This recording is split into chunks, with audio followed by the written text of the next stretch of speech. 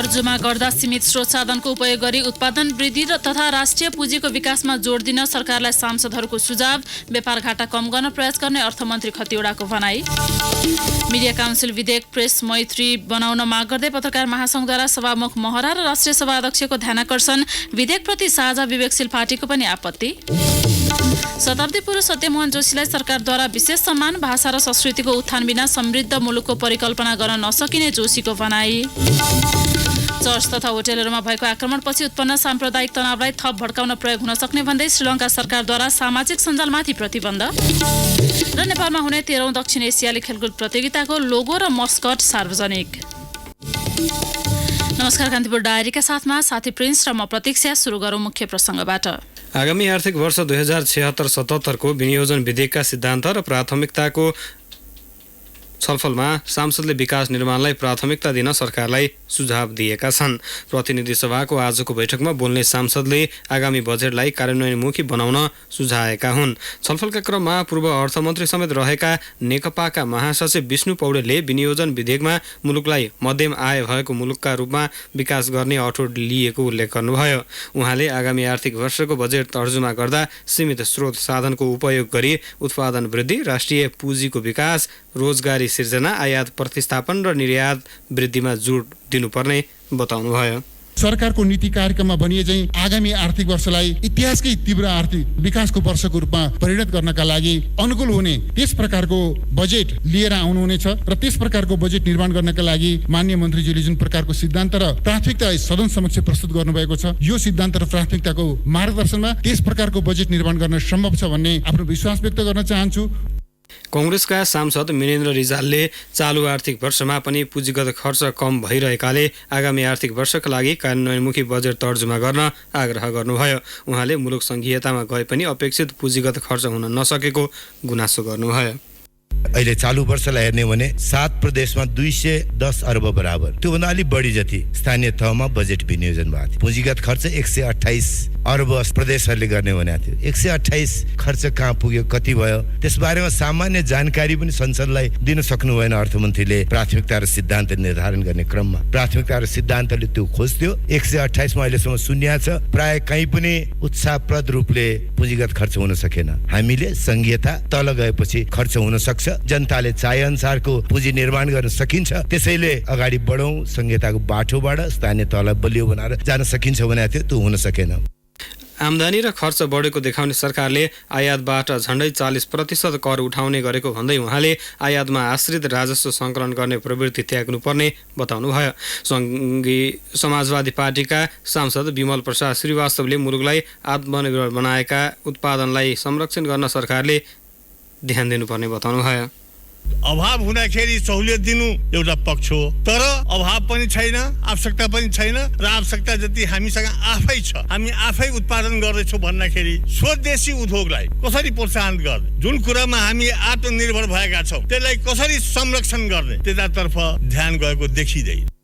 राष्ट्रिय प्रजातन्त्र पार्टीका राजेन्द्र लिङदेनले मुलुकको विकासका लागि नेतृत्व असल हुनुपर्ने तर्क गर्नुभयो। प्रतिनिधि सभामा हिजोबाट सुरु भएको छलफल आज पनि नसकिएकाले भोलि बिहान 11 बजे बस्ने बैठकमा पनि आगामी आर्थिक वर्षको बजेटको सिद्धान्त र प्राथमिकतामाथि नै छलफल हुनेछ। यसैबीच अर्थमन्त्री युवराज खतिवड़ाले चालु आर्थिक वर्षमा व्यापार घाटा कम गर्न नसके पनि आर्थिक वृद्धि गर्ने आधार तय भएको बताउनु भएको छ। आगामी आर्थिक वर्ष 2076-77 को विनियोजन विधेयकका सिद्धान्त र प्राथमिकतामाथि राष्ट्रिय सभामा सांसदले उठाएका प्रश्नको जवाफ दिँदै मन्त्री खतिवड़ाले समाजका कमजोर वर्गलाई मद्दत पुग्ने गरी आर्थिक र वित्तीय प्रणाली विकास गर्ने बताउनुभयो। त्यो श्वेतपत्रमा भनेका कतिपय कुराहरू मध्यम र दीर्घकालमा परिवर्तन गर्नुपर्ने कुराहरू छन्, त्यो आज पनि पूरा भएको छैन। इमानदार भएर भन्नुपर्छ, हामीले व्यापार घाटा घटाउने कुरालाई गर्न सकेका छैनौँ। त्यो यसमा सिद्धान्त र प्राथमिकता पनि त्यो कुरालाई, तर निर्यात प्रवर्धन गर्ने कुरालाई हामीले यसमा जोड दिएका छौँ। त्यसै गरी पुँजीगत खर्च बढाउन नसक्ने कुराहरू त्यहाँ उल्लेख गरिएको छ, अहिले पनि भएको छैन, त्यसमा हामीले थप काम गर्नु नै छ। त्यसै गरी हाम्रा पुँजी परिचालन गर्ने कतिपय कुरामा हाम्रा अझै पनि धेरै कामहरू गर्न बाँकी छ, धेरै सुधारहरू गर्न बाँकी छ। यी कुराहरू हामीले यदि 1 वर्षकै समयमा सबै सम्पन्न हुन्थ्यो भने अलि व्यावहारिक हुँदैन। आगामी दिनहरूमा त्यसको प्रगति हेर्दै जानुपर्ने हुन्छ। अर्थमन्त्री खतिवड़ाले आगामी आर्थिक वर्षको बजेटमा मानव विकास सूचकाङ्कमा पछि परेका भूगोललाई साधन स्रोत वितरणमा प्राथमिकता दिई सङ्घ प्रदेश र स्थानीय तहले गर्ने कामको स्पष्ट वर्गीकरण गर्ने बताउनुभयो। साझा सूचीका काम गर्न धेरै कुरा मिलिसकेको भन्दै उहाँले मिल्न बाँकी भएका विषय कालान्तरमा मिलाउँदै जाने उल्लेख गर्नुभयो। मन्त्री खतिवड़ाले विकासका लागि सिद्धान्त मात्र नभई व्यवहार नै परिवर्तन हुनुपर्नेमा जोड दिनुभयो। मलाई के लाग्छ भने कुरा अर्थशास्त्रले मुलुक बन्दैन। अर्थशास्त्रलाई मुलुक सम्मत ढङ्गले हाम्रो सिद्धान्तलाई व्यावहारिक ढङ्गले कार्यान्वयनमा लिएर गइयो भने त्यो हामी कार्यान्वयन गर्छौँ र प्रतिफल पनि निकाल्छौँ। होइन भने सिद्धान्त बनाउने अनि काम गर्दैन अनि फेर्दै हिँड्ने अनि व्यवहार परिवर्तन नगरेर सिद्धान्त फेर्दै हिँड्ने हाम्रो काहीँ कतै प्रवृत्ति छ भने त्यो चाहिँ नगरौँ भन्ने पनि मेरो धारणा हो। अर्थमन्त्री खतिवड़ाले वैदेशिक रोजगारीलाई बिस्तारै निरुत्साहित गर्दै स्वदेशमा नै रोजगारीको सृजना गरी विप्रेषण घटाउने बताउनुभयो। शिक्षाको गुणस्तर बढाउन सामान्य धारको शिक्षालाई प्राविधिक धारमा परिवर्तन गर्न बजेट केन्द्रित हुने उहाँको भनाइ थियो। राष्ट्रिय सभामा गत शुक्रबार पेश भएको आगामी आर्थिक वर्षको बजेटका सिद्धान्त र प्राथमिकतामा आजै छलफल भएको हो। छलफलका क्रममा राष्ट्रिय सभाका सांसदले बजेट कार्यान्वयनमुखी हुनुपर्नेमा जोड दिएका छन्। राष्ट्रिय सभाको अर्को बैठक भोलि दिउँसो 1 बजेका लागि बोलाइएको छ। वाङ्मय शताब्दी पुरुष सत्यमोहन जोशी 100 वर्षमा प्रवेश गरेको अवसरमा आज जोशीलाई नगर परिक्रमा सहित विशेष सम्मान गरिएको छ। उहाँलाई बिहान बग्गीमा राखेर ललितपुर नगरका विभिन्न स्थान परिक्रमा गराइयो। नगर परिक्रमा कार्यक्रममा स्थानीयवासीका साथै नेपाली सेनाको ब्यान्ड टोली, विद्यार्थी, स्काउट, कर्मचारी, राजनीतिक दलका नेताहरूको उल्लेख्य उपस्थिति थियो। बाबु शङ्करदास जोशी र आमा राजकुमारीका सन्तानका रूपमा विक्रम सम्वत 1977 वैशाखमा पाटनको बखुम बहालमा जन्मिएका जोशीलाई 3 पटकसम्म मदन पुरस्कार प्रदान गरिएको छ। नेपाली भाषा, कला, संस्कृतिको संरक्षण, सम्वर्धन र विकासमा लागि परेका हुनाले उहाँको योगदानको कदर स्वरूप जोशीलाई सुपरबल गोर्खा दक्षिण बाहु, विख्यात त्रिशक्ति पट्ट आदि कवि भानुभक्त पुरस्कार, काठमाडौँ विश्वविद्यालयले विद्यावारिधीको मानार्थ प्रमाणपत्र प्रदान गरिएको थियो। शताब्दी वर्षका अवसरमा जोशीले भाषा र संस्कृतिको उत्थान बिना समृद्ध मुलुकको परिकल्पना पूरा नहुने बताउनु भएको छ। एक सामग्री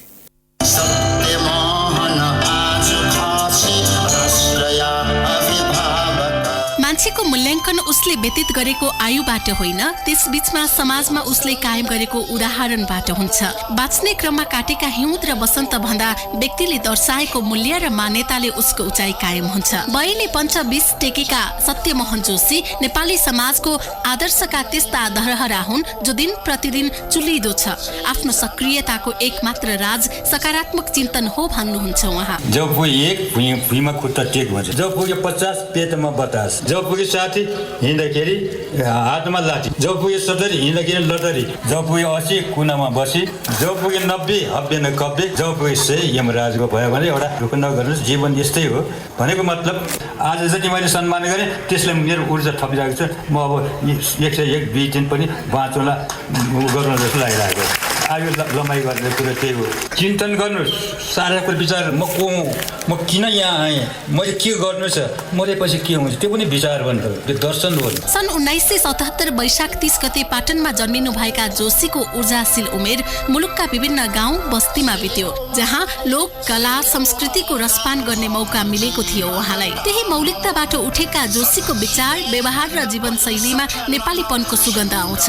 आफ्नो जीवनको 100औं वर्षमा टेक्दासम्म संस्कृतिको विकासमा जोड दिँदै आउनुभएका जोशी भाषा र संस्कृतिको उत्थान बिना मुलुकको विकास अलि नहुने तर्क गर्नुहुन्छ।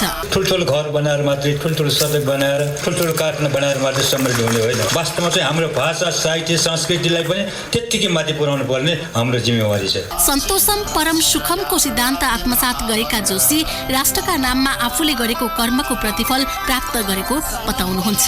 सन्तोषी जीवन लिने, यो के गर्ने, कसो गर्ने, के हो, कसो हो, यहाँ चाहिँ चिन्ताबाट रहित भएपछि पनि रोग चाहिँ लाग्दैन। त्यसैले चिन्ताबाट मुक्त हुने, चिन्तन र मनन चाहिँ गर्ने। उनको उत्तरार्धमा पनि उत्तिकै सक्रिय जोशीको जीवन चक्र मात्रै होइन, शैली पनि अनुपम र अलौकिक छ। त्यसैले पनि उहाँको योगदानको मुक्त कण्ठले प्रशंसा गर्नेहरू प्रशस्तै छन्। नेपाल प्रज्ञा प्रतिष्ठानका उपकुलपति जगतमान गुरुङ जोशीको योगदान वाङ्मय क्षेत्रको मात्रै नभई सम्पूर्ण राष्ट्रको सांस्कृतिक उत्थानका लागि महत्त्वपूर्ण भएको बताउनुहुन्छ। अहिलेको उहाँको कर्मले गर्दाखेरि विभूषित हुनुभएको छ, ऋषितुल्य छ, उहाँको विशासय आयु होस्, उहाँको जस्तो बिँडो थान्न सकौँ हामीले। मुलुकभित्र मात्रै होइन अन्तर्राष्ट्रिय जगतसम्म जोशीको कीर्ति फैलिएको तर्क भारतका राजदूत मनजीव सिंह पुरीले गर्नुभयो। हमें अपनी संस्कृति के बारे में कि आपके ये जो काम आपने किए हैं उसने हम दोनों देशों पे के जो प्राचीन संबंध हैं ये सब चीजों को ज्ञान मिलने के लिए हमारे लिए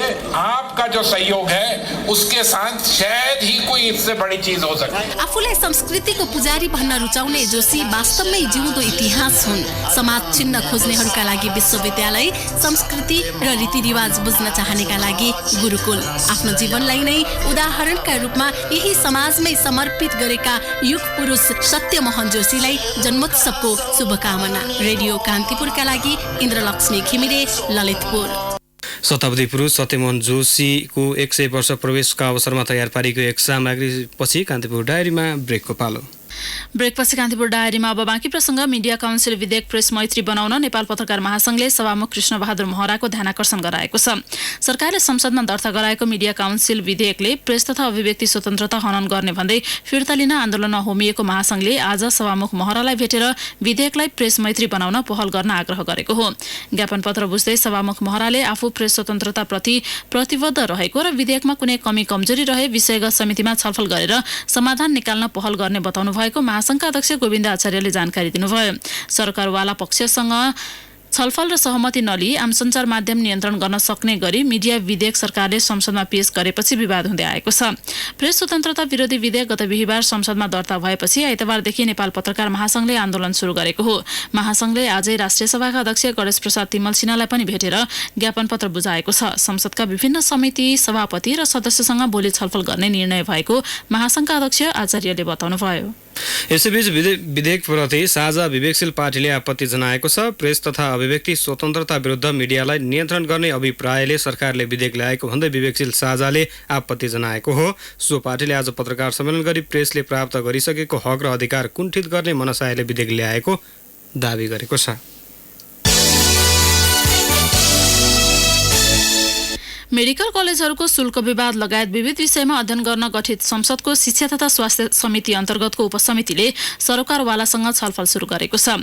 गत चैत 12 गते गठित उपसमितिले आज त्रिविका उपकुलपति तीर्थ खानिया, काठमाडौँ विश्वविद्यालयका एसोसिएट डिन दीपक श्रेष्ठ, नेपाल मेडिकल काउन्सिलका अध्यक्ष धर्मकान्त बास्कोटा, काउन्सिलका रजिस्ट्रार दिलीप शर्मा लगायत पदाधिकारीसँग शुल्क विवादबारे छलफल गरेको हो। राजनीतिक दलको अदूरदर्शी निर्णयका कारण मेडिकल शिक्षामा विकृति फैलिएको छलफलमा सहभागीहरूले बताएका छन्। नेपाल मेडिकल काउन्सिलका अध्यक्ष धर्मकान्त बास्कोटाले राजनीतिक दलकै कारण मेडिकल कलेज क्षेत्र विवादित बनेको बताए। विभिन्न बहानामा मेडिकल कलेजहरूसँग चन्दा लिने प्रवृत्ति विद्यार्थीसँग रहेका कारण त्यसको भरपाईको निशाना कलेजहरूले विद्यार्थीलाई बनाएको आरोप बास्कोटाले लगाए। एमबीबीएस को सिट तोकिन्छ र एडमिसन हुने बेला आउँछ, त्यति बेला गएर विद्यार्थीको विभिन्न संगठनको नाममा तालचा लाग्छ। त्रिविका उपकुलपति तीर्थ खनियाले चर्को शुल्क लिने मेडिकल कलेजलाई आफूले कारवाही गर्न नसक्ने बताए। मेडिकल एजुकेसनमा त्रिभुवन विश्वविद्यालयको उपकुलपतिको भूमिका 8औं 7औं हुँदो रहेछ। अख्तियार प्रमुख यहीँ आउने, पार्लियामेन्ट यहीँ आउने, क्याबिनेट यहीँ आउने, शिक्षा मन्त्रालय यहीँ आउने, अनि कोर्ट यहीँ आउने, गोविन्द केसी र सरकारको सम्झौता यहीँ माथि लादिने। मेरो भूमिका 8औं थियो। मैले एकचोटि हिसाब गरेर सबैभन्दा निरीह उपकुलपतिलाई बनाएर अनि मेडिकल एजुकेसनमा हामी यसो गर्छौँ उसो गर्छौँ भनेर बोल्नु कहिले पनि बाँकी राख्नु भएन। काठमाडौँ मेडिकल कलेजका व्यवस्थापक दीपक दाहालले आवश्यक खर्च भन्दा कम रकमको मापदण्ड सरकारले बनाएका कारण शुल्क निर्धारणमा हेरफेर गर्नुपर्ने बताए। सबै स्टेक होल्डरहरू बसेर वैज्ञानिक शुल्क निर्धारण गर्नु पर्यो। निर्धारण गरेको अवस्थामा यी सबै विकृतिहरू कार्यान्वयन गराउन सबै कटिबद्ध हुन्छन्। विश्वविद्यालयले त्यसको कार्यान्वयन गराउँछ। अहिलेसम्म यो कतिवटा शुल्क निर्धारण गर्दाखेरि काठमाडौँ विश्वविद्यालयको प्रतिनिधि कहिले पनि राखिएको छैन। छलफलमा डाकिएकाहरूले दललाई लगाएको आरोपको पुष्टि गर्न नसकेको भन्दै उपसमितिका सदस्यहरू खरो रूपमा उत्रिए। सांसद खगराज अधिकारीले त्रिविका उपकुलपति तीर्थ खनियालाई यथार्थ कुरामा जोड दिन आग्रह गरे। तपाईँ 9औं ठाउँमा चाहिँ भन्नुभयो के 8औं 9औं ठाउँमा होइन, तपाईँ पहिलो ठाउँमा हुनु होला, अर्को पनि पहिलो ठाउँमा छ। सबै 9 जना पहिलो ठाउँमा हो नि, कसरी तपाईँ 9औं ठाउँमा हुनुहुन्छ? हामी अख्तियार पनि बनाउँछौँ, प्रधानमन्त्रीसँग कुरा गर्छौँ हामीले यही बेला। अनि यो फलोको मान्छे अपमान मान अथवा यसलाई जे भन्दैन हुन्छ ढङ्गले नबोल्नु। आफ्नो ठाउँमा सबै 1 नम्बरमा हो। 9 जना राख्दा एक हुन सक्दैन। त्यसकारणले यस्ता कुरा गरेर तर्किने कुराहरूले हुँदैन। त्यस्तै सांसद योगेश भट्टराईले मेडिकल कलेजलाई सम्बन्धन दिँदा हेलचेक्राइ गरेको र हाल नियमनमा व्यवस्था गरेको भन्दै मेडिकल काउन्सिलमाथि खनिए। 15वटा मेडिकल कलेजलाई हामीले भनेर तपाईँले सम्बन्धन दिएको हो अनि हामीसँग च्यालेन्ज गरेको हुन्छ। तपाईँको हातले सही गरेर दिएको हो कि भन्नुहोस्, तपाईँ प्रश्न तपाईँ बाहिर आउनुहोस् र भन्नुहोस् कि फलानु नेताले मलाई भन्नुहोस्, तपाईँ त्यो जिम्मेवारीबाट हट्नुहोस् र भन्नुहोस् न त। लोकमान सिंह कार्कीले बोलाएर चाहिँ गएर त को छुलछुल भएर हत्तापत्त कागजमा सही गरेर दिने, हामी सांसदहरूले तपाईँलाई के गर्दैनौँ भनेर हामीसँग धम्की दिने फेर नगर्नुहोस् प्लिज। किन दिएको त 15वटालाई? 15वटालाई दिइसकेपछि अनि 6वटालाई भन्दा दिन पाइँदैन भन्ने त्यो बुद्धि कहाँबाट आयो? किन त्यो ठाउँमा आइपुग्यो? उपसमितिमा 60 बढी उजुरी परेको छ। शुल्क चर्को भएको गुनासो गर्न प्रशासनमा जाने विद्यार्थी तथा अभिभावकलाई गुण्डा मार्फत थर्काएर पठाउने, चर्को शुल्कको विरुद्धमा उत्रिए प्रयोगात्मक परीक्षामा फेल गराउने, विश्वविद्यालय स्तरीय प्रथम वर्षको परीक्षाबाट वञ्चित गराउने, मानसिक यातना लगायतका समस्या खडा गरिदिने लगायत उजुरी समितिमा परेको छ। सरकारले काठमाडौँ उपत्यका भित्रका मेडिकल कलेजलाई 38,50,000 र बाहिरकालाई अधिकतम 42,45,000 सम्म शुल्क लिन पाउने नियम तोकेको छ। मेडिकल कलेजहरूले भने विभिन्न बहानामा विद्यार्थीबाट 63 लाखसम्म असुलेको देखिन्छ। रेडियो कान्तिपुरका लागि रमेश दुलाल।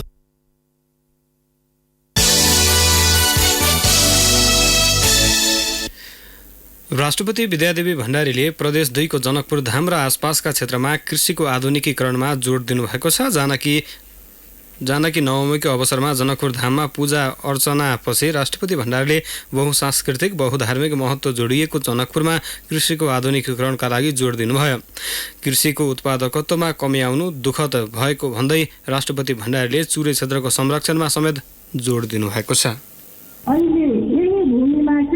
उत्पादन र उत्पादकत्वमा कमी आउनु चाहिँ दुःखको कुरा हो। यस पक्षलाई आत्मसात गरी चुरे क्षेत्रको वातावरण संरक्षणमा ध्यान दिई पर्यावरण सन्तुलन कायम गर्दै दिगो विकासको अवधारणा सहित कृषिको आधुनिकीकरण र व्यवसायीकरण गर्न यस उर्वर भूमिको प्रचुर उपयोग गर्नुपर्दछ भन्ने पनि मलाई लागेको छ।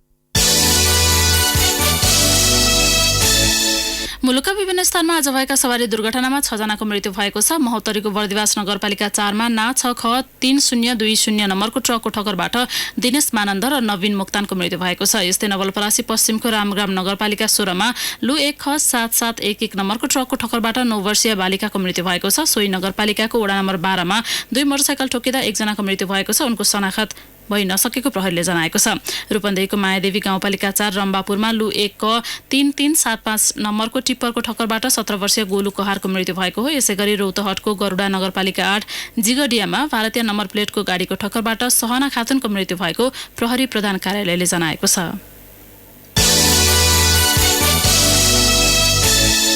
जनकपुर जयनगर रेलवेको जनकपुर स्थित रेलवे स्टेशनमा बनाइएको ट्रस्टको नट बोल्ट चोरी भएको छ। रेलवे स्टेशनमा बनाइएको खानेपानीको धारा समेत चोरी भएको छ। स्टेशनमा पान खाएर थुक्दा दुर्गन्धित बनेको छ।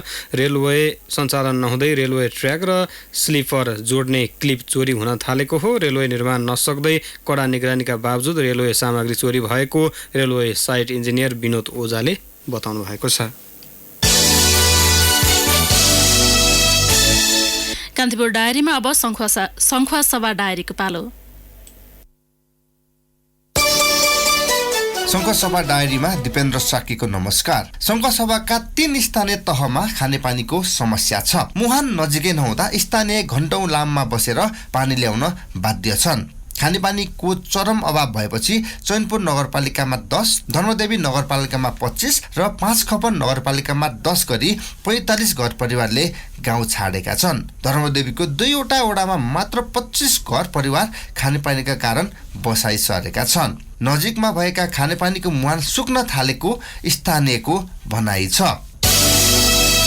खादबारी नगरपालिकाले योजना तथा पूर्वाधार विकासतर्फ 88% भौतिक प्रगति गरेको जनाएको छ। नगरपालिकाका प्रमुख मुरारी प्रसाद खतिवडाले यो वर्ष 88% प्रगति भएको बताउनुभयो। उहाँका अनुसार नगरमा 262 योजना स्वीकृत भएकोमा 233 योजना सम्झौता भएका छन्। 29 योजना सम्झौता हुन बाँकी रहेका छन्। भोजपुर र सङ्खुवासभाको सिलुचुङ जोड्ने अरुण नदीमा पक्की पुल नहुँदा समस्या भएको छ। सदरमुकाम खादबारीबाट ढुवानी गरिएका सामान तार्न र भोजपुरबाट ल्याएका दैनिक उपभोग्य सामग्री भरिया र खच्चडको सहायतामा तार्नुको विकल्प छैन। झोलुङ्गे पुलको वारिपारी सडक समेत जोडिएको छ। खादबारीबाट हेलोबेसीसम्म नियमित गाडी सञ्चालनमा छ। भोजपुरको बुम्लिङटारमा पनि गाडी सञ्चालनमा छ। तर पक्की पुल नहुँदा खादबारीबाट भोजपुर हिँडेका यात्रुहरूलाई पुल तारेर बुम्लिङटारबाट अर्को गाडीको यात्रा गर्नुपर्ने बाध्यता छ। 900 मेगावाट क्षमताको अरुण तेस्रो जलविद्युत आयोजनाको करिब 20% काम भइसक्दा पनि मुआवजा विवाद कायमै छ। छ्याङकुटीबाट पावर हाउस स्थल दिदिङसम्मको मुआवजा विवाद अहिलेसम्म मिलेको छैन। छ्याङकुटीबाट पावर हाउससम्मको 24 किलोमिटर सडकको केही खण्डमा मुआवजा नपाएको स्थानीयले बताएका छन्। अवस्था आजलाई सङ्खुवासभा डायरी यति नै। दिपेन्द्र साक्की बिदा माग्छु। नमस्कार। सङ्खुवासभा डायरीपछि कान्तिपुर डायरीमा पुनः ब्रेकको पालो। अब आर्थिक प्रसङ्ग। सेयर कारोबार मापक नेप्से परिसूचकमा सुधार देखिए पनि कारोबार रकममा भने गिरावट आएको छ। कारोबार रकम हिजोको तुलनामा 6 करोड 13 लाख रुपैयाँले घटेको हो। नेप्से परिसूचक भने 6.3 अङ्कले बढेर 1301.34 अङ्कमा पुगेको छ। कारोबार भएका व्यापार, वित्त, बिमा, निर्जीवन बिमा कम्पनी र माइक्रो फाइनान्स समूहको उपसूचक घट्दा बाँकी 7वटामा सुधार देखिएको छ। आज 78 करोड 64 लाख रुपैयाँ बराबरका 23,92,808 किता सेयर किनबेच भएको स्टक एक्सचेन्जले जनाएको छ। शिवम सिमेन्टको सबैभन्दा धेरै 1 करोड 14 लाख रुपैयाँ बराबरको सेयर कारोबार भयो। सँग श्रीलङ्काले सामाजिक सञ्जाल तथा मेसेजिङ एपहरूमा प्रतिबन्ध लगाएको छ। इस्टर पर्वको समयमा इस्लामिक लडाकु समूहले केही चर्च तथा होटलहरूमा श्रृङ्खलाबद्ध आक्रमण गरेपछि जारी अस्थिरताका बीच श्रीलङ्का सरकारले फेसबुक, व्हाट्सएप लगायतमा प्रतिबन्ध लगाएको हो। अल्पसङ्ख्यक मुस्लिम समुदायमाथि आक्रमण हुन सक्ने तथा जातीय द्वन्द्व भड्कन सक्ने आशंकामा सुरक्षा व्यवस्था समेत कडा पारिएको छ। श्रीलङ्काको सूचना विभागका महानिर्देशक नलाका कालुवेवाले मुलुकमा शान्ति सुव्यवस्था कायम गर्नका लागि सामाजिक सञ्जालमा अस्थायी प्रतिबन्ध लगाइएको बताउनुभयो। श्रीलङ्काको कोलम्बो स्थित 4वटा होटल र चर्चमा गत अप्रिल 21 मा भएको आक्रमणमा 250 बढीले ज्यान गुमाएका थिए। सो आक्रमणपछि मुस्लिम र क्रिस्चियन धर्मावलम्बी बीच साम्प्रदायिक तनाव बढेको छ। त्यसको अभिव्यक्ति सामाजिक सञ्जाल मार्फत हुन थालेपछि श्रीलङ्काले पछिल्लो कदम चालेको त्यहाँको सूचना विभागलाई उद्धृत गर्दै रोइटर्सले जनाएको छ। अब एउटा खेल प्रसङ्ग। नेपालमा हुने 13औं दक्षिण एसियाली खेलकुद साग प्रतियोगिताको लोगो र मस्कट सार्वजनिक भएको छ। युवा तथा खेलकुद मन्त्रालयमा आज आयोजित कार्यक्रममा सन् 2019 को डिसेम्बर 1 देखि 10 सम्म हुने प्रतियोगिताको लोगो र मस्कट सार्वजनिक गरिएको हो। लोगो र मस्कटको छनौट खुला प्रतिस्पर्धाबाट छनौट गरिएको हो। भोलानाथ पौडेलले डिजाइन गरेको लोगोमा शान्तिको प्रतीक परेवाको आकृति छ, जसले सार्क राष्ट्रबीच आपसी एकता, भाइचारा र स्वतन्त्र रूपमा उच्च लक्ष्यको प्राप्तिको चाहनालाई दर्शाउनेछ। लोगो डिजाइन गरे बाबत पौडेलले 1 लाख नगद पुरस्कार समेत पाए। लोगो र मस्कट सार्वजनिक कार्यक्रममा राष्ट्रिय खेलकुद परिषदका सदस्य सचिव केशव कुमार विष्टले पूर्वाधारको कारणले अब साग नरोकिने बताएका छन्। असार र साउनभित्र रङ्गशालाको निर्माण कार्य सकिने र साउनभित्र पोखरा रङ्गशाला पनि प्रयोग योग्य हुने उहाँले बताउनुभयो। मङ्सिरभित्र पूर्वाधारको सबै काम सकिने भएकाले कुनै पनि कारणले साग नरोकिने उहाँको भनाइ थियो। प्रतियोगिताको लागि 4 अरब रुपैयाँ खर्च हुने राखेको अनुमान छ। जाँदा जाँदै news maker of the day. The news maker of the day. अर्थमन्त्री युवराज खतिवडाले चालु आर्थिक वर्षमा सरकारले वित्तीय संहितालाई प्रभावकारी कार्यान्वयन गरेको दावी गर्नुभएको छ।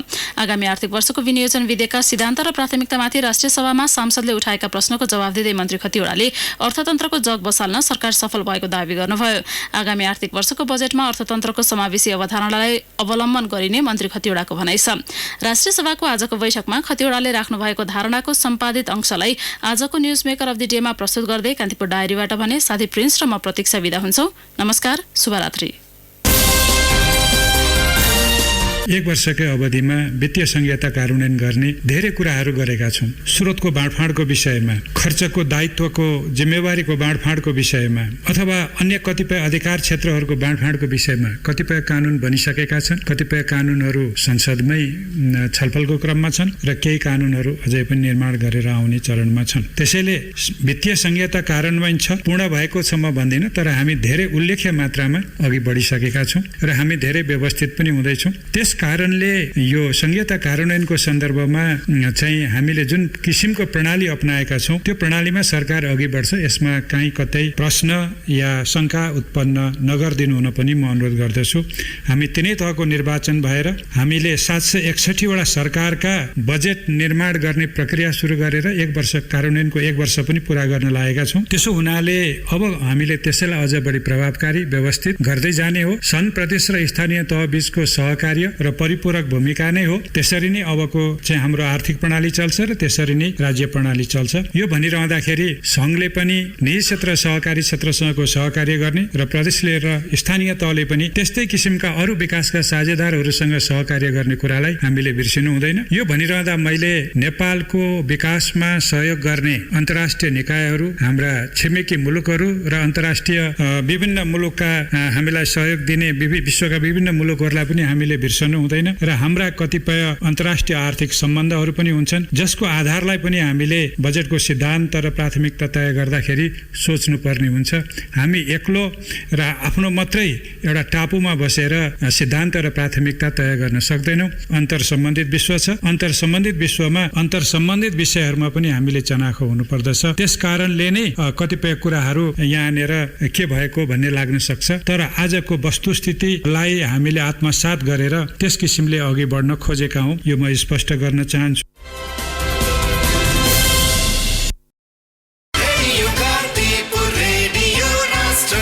सूचना र मनोरञ्जनको संवाहक रेडियो राष्ट्रको रेडियो कान्तिपुर।